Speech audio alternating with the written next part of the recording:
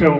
ఓ ఫంక్షన్లో పోతే ఎమ్మెల్యే కలిసిండు కాంగ్రెస్ అయినా, మీరు ఇది చేసినరా, మీరు అది చేసిన అంటే అన్ని ఏళ్ళు ఇచ్చినావో చేయలేదురా బాబు, నువ్వు డిసెంబర్ 9కి మాఫ్ చేస్తావు. నీ సంగతి ఏంటంటే సార్ అది మాఫీది టైం కొట్టుకొని వచ్చిండు, పెన్ను ఉండే సంతకం పెడదామనుకున్నాడు కానీ మరి ప్రిన్సిపల్ సెక్రటరీ సోమియా అన్నాడు ఖజానాలో పైసలు లేవంటే సంతకం పెట్టలేదు అన్నాడు.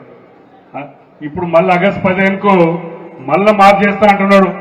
మరి అప్పుడు ఆయన పెన్నులో ఇంక్ అయిపోతుంది. అందుకని ఈ మోసగాళ్ళు మోసం చేస్తారు. మనం గ్రామాల్లో వెళ్ళినప్పుడు ఇవన్నీ ముచ్చట్లు చెప్తారు కాబట్టి ఈ వాస్తవ విషయాలు మనం ఉట్టిగా పట్టుకాయించి ఓట్లు ఇప్పించుకోవాలి ఆలోచనతో ఆగస్టు 15 నాకు చెప్తున్నారు. చెప్తే వాళ్ళ బుద్ధ జయంతి తప్పకుండా మీరు తిరిగి తిప్పి కొట్టాలని మీద మనవి వేసుకుంటూ జై తెలంగాణ. ఆఖరి మాట నేను మర్చిపోయినా, 10 మే నాడు, మే 10 నాడు కేసీఆర్ గారి ఆఖరి రోడ్ షో, మొత్తం బస్సు యాత్రల ఆఖరి రోడ్ షో మన సిరిసిల్లలోనే ఉంటది. దయచేసి వేములవాడ నుంచి కూడా మన వాళ్ళందరూ పెద్ద ఎత్తున రావాలి.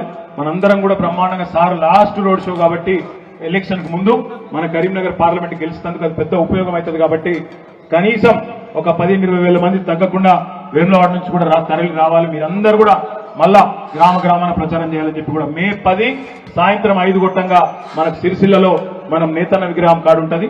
అందరికీ పేరు పేరున ధన్యవాదాలు, నమస్కారాలు. జై తెలంగాణ.